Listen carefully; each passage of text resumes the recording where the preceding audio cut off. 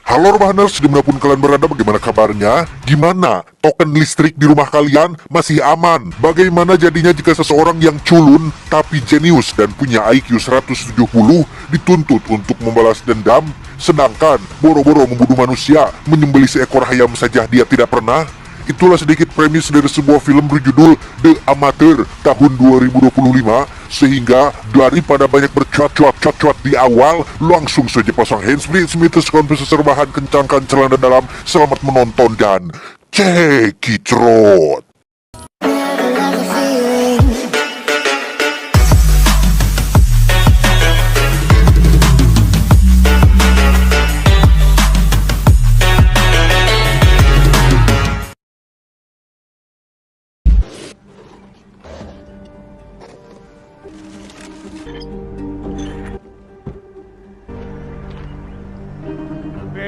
Kisah akan berfokus pada seorang pria culun dan lugu bernama Charles Heller yang saat ini tengah berpamitan dengan Sarah, istrinya yang diketahui akan pergi ke luar negeri untuk urusan pekerjaan, di mana Charles sendiri adalah sosok suami yang kalem dan tidak gerehan alias tidak pernah curak-carek, sehingga ketika Sarah meminta izin untuk tinggal di London selama 3 hari, Charles tidak banyak omong dan selalu berprasangka baik terhadap setiap hal.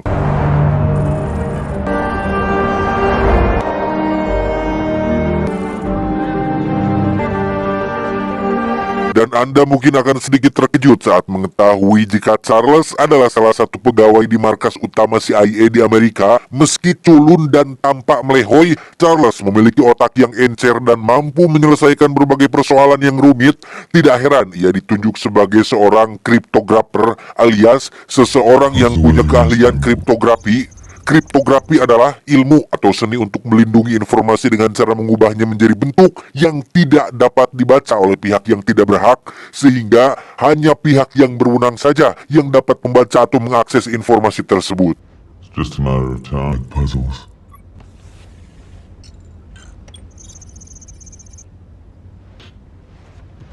Saat sedang bekerja seperti biasa itulah, Charles tak sengaja menemukan informasi rahasia yang berhubungan dengan salah satu atasannya di markas CIA bernama Moore, di mana informasi itu berkaitan dengan misi penyerangan seperti serangan udara dan bom bunuh diri yang ditujukan untuk negara yang dianggap sebagai musuh Amerika Serikat. Department of Defense spokesman denied operations in the area, blaming the attack on local insurgents. Di sela-sela kesibukannya, Charles selalu menyempatkan diri untuk menghubungi Sarah untuk sekedar menanyakan bagaimana keadaannya sekarang, apakah sudah emam atau teacan, lagi ngapain sama siapa, lagi di mana. Yang hal ini cukup menimbulkan rasa iri bagi sebagian kaum jomblo yang salah satu di antaranya adalah saya pribadi. Bye.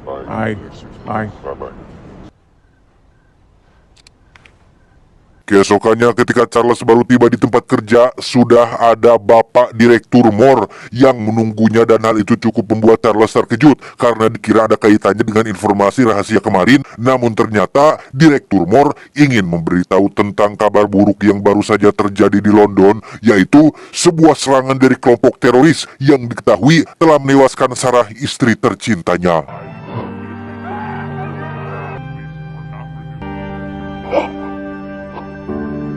Pulang ke rumah, Charles yang masih syok pun terus kepikiran dengan kenyataan akan Sarah, istrinya yang pergi secepat ini, sehingga keesokannya ia kembali menemui Bapak Moore untuk menanyakan perkembangan kasus tersebut. Charles penasaran dengan wajah para pelaku yang telah menyebabkan istrinya mati, namun untuk saat ini Direktur Moore dan tim investigasinya belum mendapat informasi apa-apa, sehingga Charles diminta untuk sabar saja dan serahkan masalah ini kepada tim yang berwenang.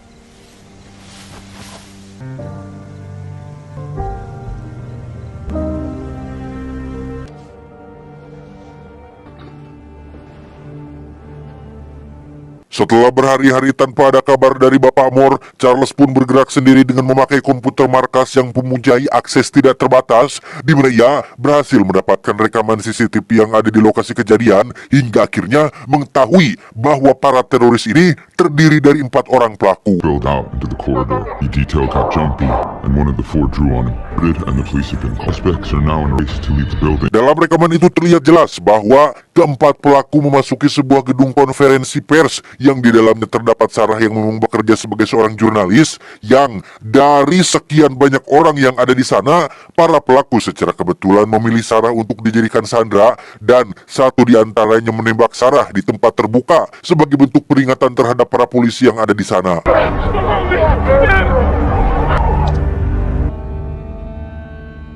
Memanfaatkan teknologi AI, pemetaan lokasi, dan pencocokan suara, Charles berhasil mendapatkan nama dan wajah 3 orang pelaku. Namun, satu di antaranya masih belum bisa teridentifikasi karena memakai masker dan topi.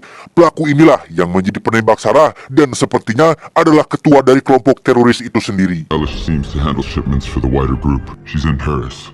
Turns out there regularly. I'm still filling that in. Di depan Direktur Moore dan wakilnya, Charles menjelaskan bahwa ia sangat yakin jika keempat pelaku ini berperan sebagai perantara untuk menimbulkan kekacauan. Secara sederhananya, ada sebuah kelompok atau mungkin negara yang telah membayar keempatnya untuk melakukan pekerjaan bersifat terorisme, yang dengan kata lain, Sarah menjadi korban dari sebuah bisnis yang berdasarkan kepentingan suatu negara. You knew this. Thank you.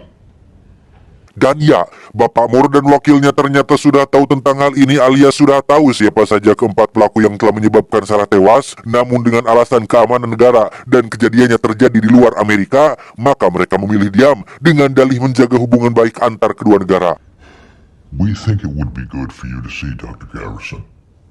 Bukannya dibantu menangkap keempat pelaku tersebut, Charles justru disarankan menemui seorang psikiater dengan harapan akan membuatnya lebih tenang, di mana cara ini sama sekali tidak membuatnya tenang, yang ada malah semakin ruwet kepikiran, rudet, sehingga daripada mengandalkan dan mengharapkan bantuan dari orang lain, Charles pun terpikir untuk melakukan sesuatu yang sangat beresiko, yaitu mencuri data informasi rahasia dari markas CIA tempat kerjanya.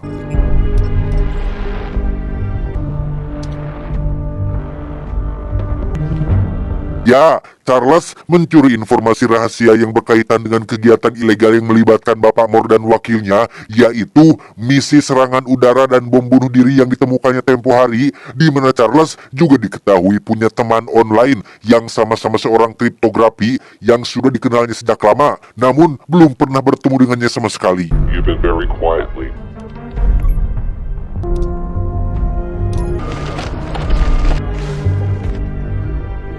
Setelah mencetak seluruh informasi rahasia tersebut, Charles pun langsung menemui Bapak Moore dan wakilnya untuk memperlihatkan apa yang ia temukan, lengkap dengan tanda tangan mereka berdua sebagai pemberi izinnya, di mana Bapak Moore dan sang wakil tentu saja terkejut dengan hal ini dan langsung mengancam akan menjebloskan Charles ke dalam penjara. You'll go to jail, idiot. Maybe. But we'll all be there together. But I'm not throwing you out of this office. Dengan santainya Charles menjawab bahwa ia sudah mengatur sebuah saklar atau semacam sistem yang akan membuat file-file rahasia itu terkirim secara otomatis ke sebuah perusahaan media dan beberapa jurnalis terkenal jika dalam setiap 5 jam sekali ia tidak memasukkan kode rahasia yang hanya dia sendiri yang tahu. Dengan kata lain, Bapak Moore tidak bisa memenjarakan Charles ataupun membunuhnya karena itu sama saja dengan membuat karir mereka berdua tamat. 24 hours later, the files will be released to the public. I get it. Dan tebak apa yang sebenarnya Charles inginkan? I want to kill them myself. I beg your pardon? You heard me. Ya, Charles berniat membalas dendam kepada keempat pelaku yang telah merenggut nyawa istrinya, di mana semua ini Charles lakukan supaya bisa diizinkan untuk mendapatkan latihan CIA, mulai dari latihan menembak, strategi, dan menjadi seorang agen CIA yang mengetahui berbagai hal di lapangan agar Charles dapat membunuh para pelaku dengan tangannya sendiri. CIA will train me. I mean, this is a practical joke, right? I want a fighting chance. Tak lama setelah Charles pergi, Bapak Moore dan wakil pun mulai khawatir dengan ancaman Charles yang bisa saja itu nyata, sehingga daripada mengambil resiko file rahasia itu tersebar dan karir mereka tamat, mereka berdua pun akan menuruti kemauan Charlie yang ingin mendapat latihan sebagai seorang agen CIA sampai mereka berdua memastikan tentang kebenaran akan ancaman tersebut. We need to keep a lid on this. I can't believe I'm doing this. If it exists. If it doesn't, accident. Singkat cerita, Charles akhirnya menginjakan kaki di barak militer tempat biasa para calon agen CIA mendapat latihan. Sesuai perintah dari KDM, Charles pun menemui seseorang yang akan menjadi mentornya. Kita panggil saja si mentor yang akan membimbing Charles selama latihan di tempat ini.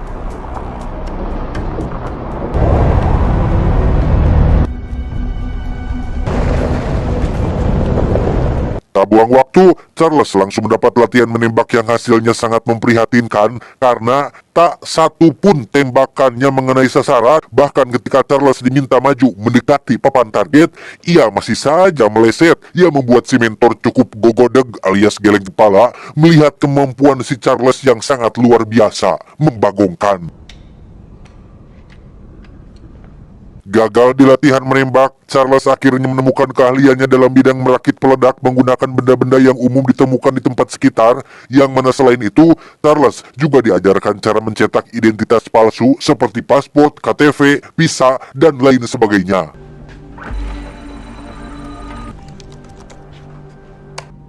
Can I keep this? Sure. Malamnya saat Charles sedang istirahat di kamar asramanya, muncullah si mentor yang ingin memberitahu hasil dari latihan selama beberapa hari ini bahwa Charles tidak memiliki tanda-tanda sebagai seorang pembunuh. Ia tidak mempunyai nyali yang cukup untuk menghabisi nyawa seseorang, yang dengan kata lain, percuma saja Charles mengikuti pelatihan di barak ini karena ia tidak memiliki bakat sebagai seorang pembunuh ataupun dalam misi balas dendam. Take it. Oh, Come on, take it. What is it? What are you... Take it. Aye, now. Dan ya, si mentor memaksa Charles untuk menarik pelatuk dan menembaknya demi membuktikan perkataannya barusan. Sesuai dugaan, Charles tidak berani menarik pelatuk pistol yang bahkan tidak ada pelurunya sama sekali. I can't make you into something that you're not. I'm sorry. Di saat yang sama, Bapak Moore mengerahkan tim khusus untuk menyelidiki rekaman CCTV yang memperlihatkan pergerakan Charles sebelumnya. Tujuannya tentu saja untuk menemukan kebenaran akan ancaman yang Charles utarakan. Mereka mulai menggeledah semua sudut rumah Charles, ruangan tempat kerja di kantor, termasuk sebuah kafe tempat biasa ia ngopi, yang sebagai pria dengan IQ 170 ke atas, Charles bisa sangat cerdik menyembunyikan jejak dan barang bukti, sehingga Bapak Moore menekankan timnya untuk lebih teliti dalam melakukan penyelidikan ini.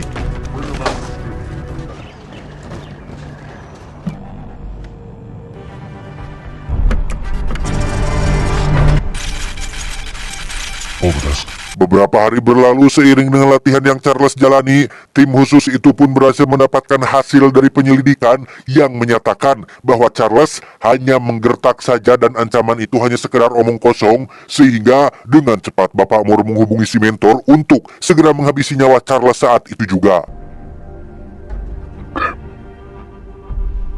Tanpa mereka semua sadari, selama ini Charles terus memantau pergerakan mereka semua melalui alat penyadap kecil yang ia selipkan dalam bentuk klip kertas, sehingga menyadari si mentor akan menghabisinya, Charles pun buru-buru pergi meninggalkan barak tersebut.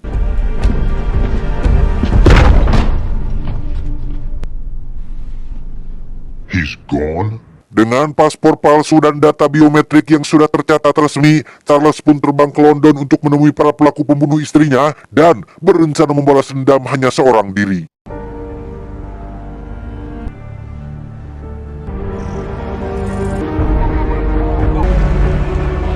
Charles sengaja menginap di sebuah hotel yang berdampingan langsung dengan sebuah restoran yang biasa didatangi oleh salah satu pelaku. Pelaku pertama yang ia targetkan adalah seorang wanita bernama Barbara, yang dengan kecerdasannya dalam bidang meretas sistem, Charles pun bisa dengan mudah meretas ponsel Barbara dari jarak jauh hingga berhasil menemukan apartemen yang menjadi tempat tinggalnya.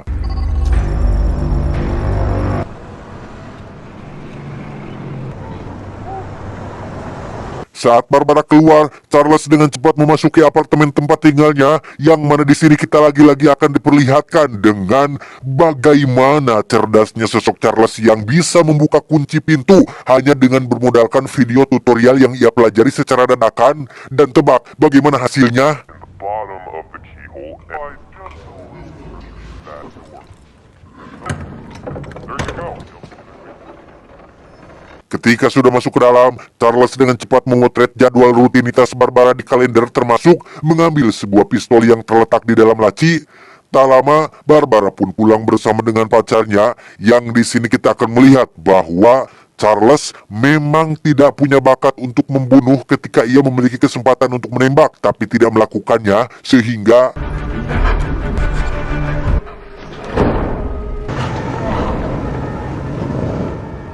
sekembalinya ke hotel, Charles terus dihantui rasa gelisah akibat tidak mampu membunuh tapi sangat ingin membalas dendam.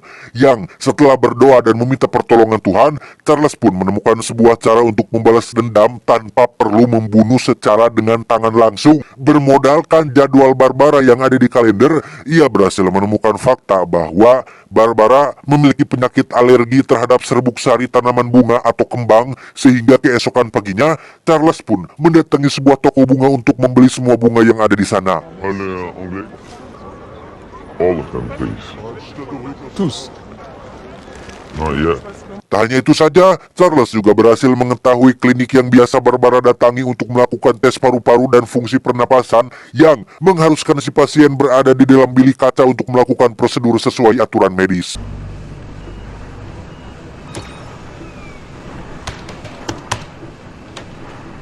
Dan ya, komputer tiba-tiba mati yang sudah pasti kerjaannya si Charles, sehingga ketika dokter keluar, Charles langsung masuk dan mengunci pintu dari dalam. Charles juga mengunci bilik kaca yang membuat Barbara tidak bisa keluar dan mulai memasukkan serbuk sari ke dalamnya.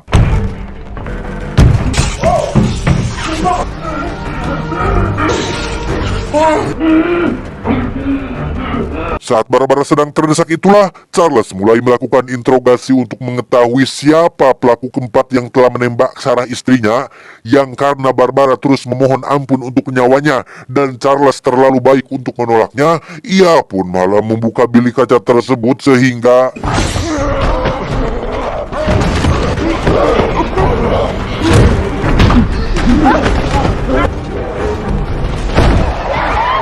dan ya, Barbara pun tewas bukan karena serbuk sari melainkan ketabrak mobil Aci, di mana Charles yang panik pun langsung berlari meninggalkan lokasi.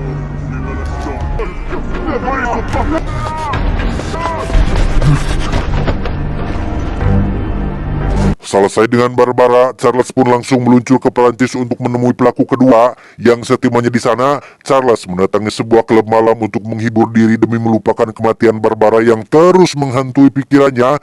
Kebayanglah gimana rasanya melakukan pembunuhan untuk yang pertama kali, pasti terus dibayang-bayangi dan dihantui rasa bersalah. Tak diduga, Charles bertemu dengan seseorang yang tidak ia sangka-sangka, yaitu si mentor yang telah mengajarinya berbagai hal tentang lapangan. Entah atas perintah dari Bapak Moore atau memang inisiatif sendiri, si mentor tampak mengkhawatirkan keadaan Charles yang ditakutkan tidak akan kuat mental dalam melakukan misi balas dendamnya.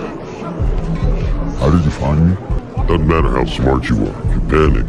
That will always screw up a good plan. Karena mengira si mentor akan mencegah misi balas dendamnya, Charles pun menunjukkan alat pemicu jarak jauh yang dibuat berdasarkan pelajaran sewaktu di barak militer, sehingga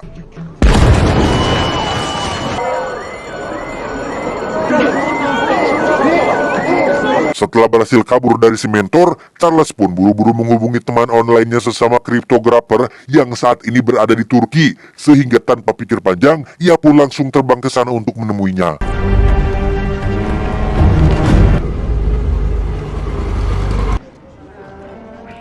Wait, it's not who you're looking for. Dan inilah kita panggil saja Yuli, teman online Charles yang sudah saling berkomunikasi sejak 5 tahun yang lalu.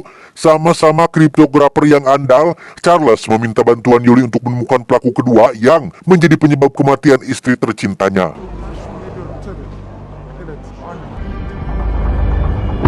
Mr. CIA man with a gun, I guess. Masih berkutat di seputar internet dan scrolling-scrolling di medsos, Yuli pun mencoba melacak si pelaku yang diketahui bernama Miska, tidak pakai tembayong, di mana Miska diketahui sering bepergian atau traveling ke berbagai negara, yang dengan memanfaatkan hobi pacarnya Miska yang suka memposting segala macam hal di akun Instagramnya, diketahuilah jika saat ini Miska sedang berada di kota Madrid, Spanyol. And flew Moscow to Madrid last week. Singkat cerita, tibalah Charles dan Yuli di Spanyol dengan terus memantau kamera CCTV hotel tempat Miska biasa nongkrong bersama pacar dan teman-temannya. Diketahui juga jika Miska hobi berenang di sebuah kolam kaca yang membentang dari satu gedung ke gedung lainnya.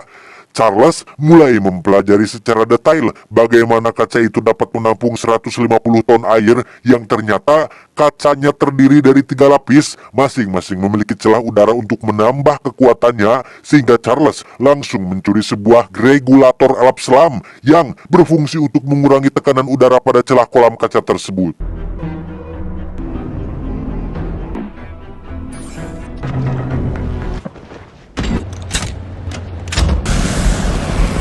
Selesai menyeting regulatornya di ruang mesin, Charles pun langsung menemui Miska saat sedang berenang di kolam kaca.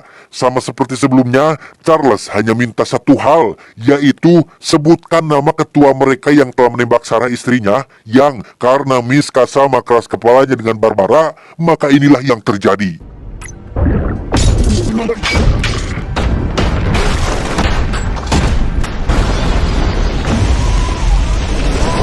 Selesai membunuh Miska, Charles belum bisa bernapas lega karena saat ini ada beberapa agen suruhan Bapak Amor yang ditugaskan untuk menghabisinya, termasuk si mentor yang juga ada di sana, di mana Charles langsung berlari cepat menuju ruang mesin dan...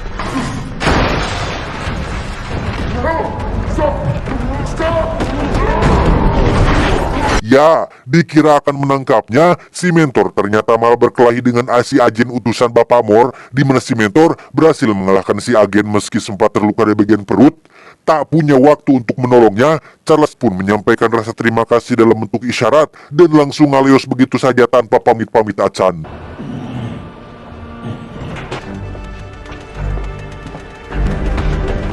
Di saat yang sama, Bapak Amor dan tim ternyata terus mengawasi rekaman CCTV hotel tempat Charles barusan beraksi. Mereka berhasil menemukan earphone yang terpasang di telinganya sehingga memunculkan teori bahwa ada orang di balik aksinya yang membantunya di kejauhan.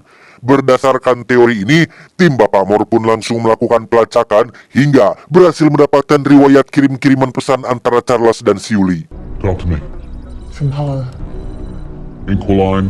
Codename Inquiline. Locate this person. Codename Inquiline. Get me the Russian station chief in Istanbul. Tanpa Charles dan Yuli sadari, Bapak Amor pun mengirim tim pembunuhnya untuk menghabisi mereka berdua di Turki, di mana aksi ini dilakukan tepat saat mereka berdua sedang tertidur lelap. Untungnya, Yuli dengan cepat menyadari hal itu berkat sensor gerak yang ia pasang di sekitar rumah, sehingga dengan cepat mereka berdua pun kabur meninggalkan tempat tersebut.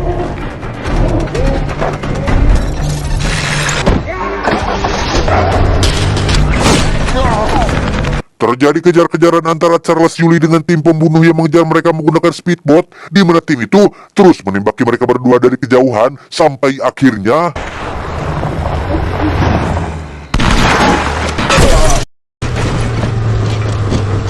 Ya, mobil pun tikus ruk dengan Yuli yang tewas akibat terkena tembakan sempat dibawa ke tempat aman untuk diselamatkan. Nyawanya keburu melayang sebelum mengucapkan 2 kalimat syahadat, sehingga Charles hanya bisa pasrah dan berdoa agar kematiannya husnul khotimah. Pada akhirnya, Charles pun harus melakukan balas dendam ini seorang diri tanpa bantuan dari siapapun. Satu-satunya modal yang ia miliki hanyalah otak jeniusnya yang mampu melakukan problem solving atau pemecahan masalah. Memanfaatkan ponsel dan akun pribadi milik Yuli, Charles pun menghubungi target ketiga yang diketahui bernama Ellis. Si Ellis ini sering melakukan pembelian senjata ilegal untuk aksi terorismenya, sehingga Charles akan berperan sebagai penjual senjata untuk memancing kemunculan si Ellis ini.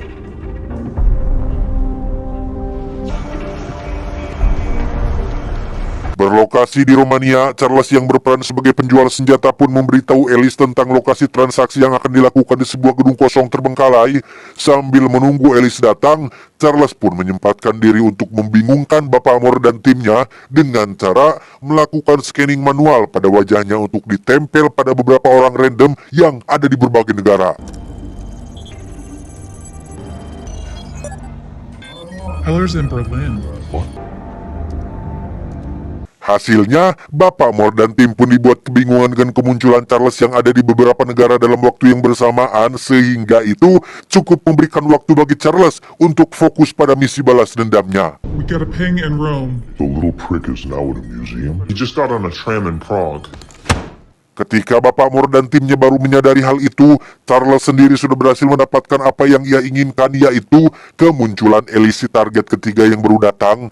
Ia diminta untuk memeriksa sendiri isi kotak yang dipesannya, yang ternyata... Stay on the phone. You just armed an IED. It's on a beam trigger. You drop the lid, move away, or cross the beam. It detonates.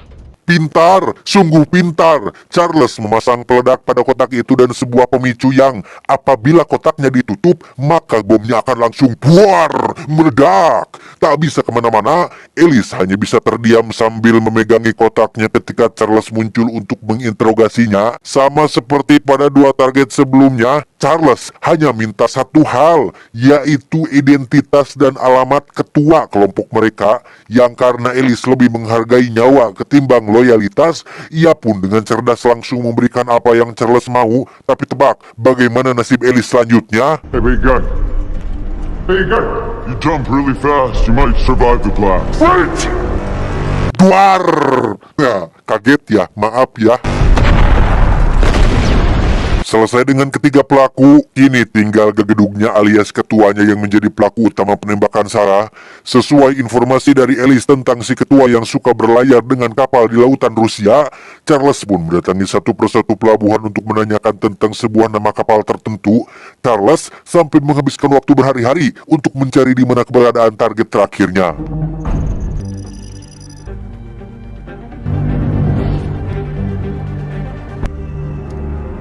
Pada hari kesekian, Charles akhirnya berhasil melihat kapal yang ia cari. Namun ketika baru saja akan menghampiri, tiba-tiba...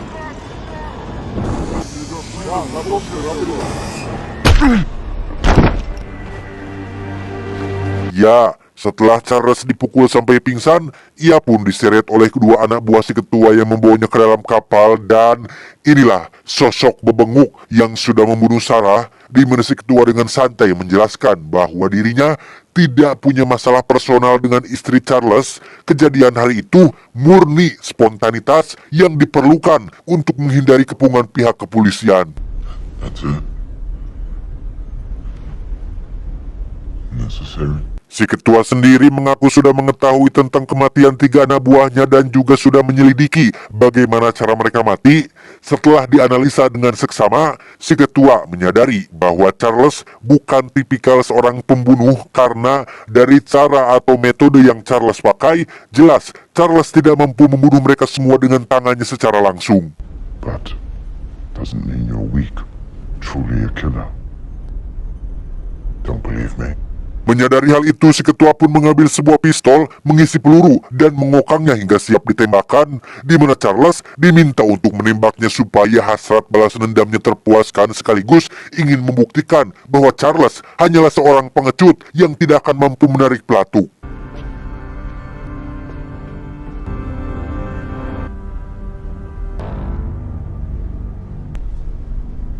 Dan ya, seperti yang sudah bisa Anda tebak, Charles tidak akan sanggup untuk melakukannya secara langsung. Ia pun mengembalikan pistol tersebut kepada si ketua dan duduk dengan tenang sambil menunggu sesuatu yang terjadi, yaitu... That would be the Finnish name. That is not possible. Ya, tanpa si ketua dan dua anak buahnya sadari, kapal ini bergerak memasuki wilayah teritorial Finlandia. Charles diam-diam sudah meretas kapal ini dari kamar hotelnya dengan menjadikan ponsel kedua anak buahnya dan jam tangan milik Charles yang tadi disita sebagai pemancar. Selain itu, Charles juga sudah mengirimkan semua bukti-bukti kejahatan pada polisi internasional, sehingga tamat sudahlah riwayat si ketua teroris ini.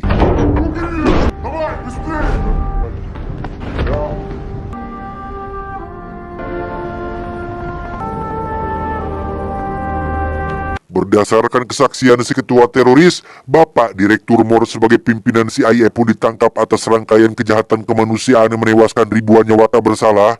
Ini juga menjadi bukti bahwa lembaga CIA di bawah naungan pemerintah Amerika Serikat sering dengan sengaja membuat kekacauan di negara lain, kemudian bak pahlawan datang seolah memberi bantuan yang padahal masalahnya dibuat oleh mereka sendiri. Washington Post.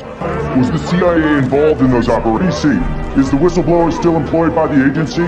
Setelah balas dendamnya tuntas, Charles pun mengunjungi makam Sarah untuk sekedar menyiram air dan meletakkan beberapa voucher wifi untuk supaya Sarah tidak kesepian di dalam sana. Untuk kesekian kalinya, Charles kembali bertemu dengan si mentor yang ingin mengucapkan rasa kagumnya atas Charles yang selalu membuat kejutan. Disinilah akhirnya terungkap bahwa alasan si mentor tidak membunuh Charles adalah karena ia sudah tahu tentang kebusukan si Bapak Moore dan jajarannya, sehingga ketika Bapak Moore memerintahkannya untuk membunuh Charles, si mentor tidak melakukannya karena sudah tahu bahwa Charles adalah tokoh utama yang tidak bisa mati dan justru malah dialah yang akan celaka karena tidak bisa muncul lagi di film selanjutnya. Thank you. See you around, Charlie. Terakhir, Charles pun melanjutkan impiannya bersama Sarah dulu, yaitu terbang menggunakan pesawat tua yang ia rakit sendiri. Rencananya, Charles akan pergi umroh untuk memulai kehidupan baru sebagai pribadi yang tobat dan ingin mencapai makrifat. Tamat, ending yang cukup menguras durasi. Cuau, cuau, cuau. Wah.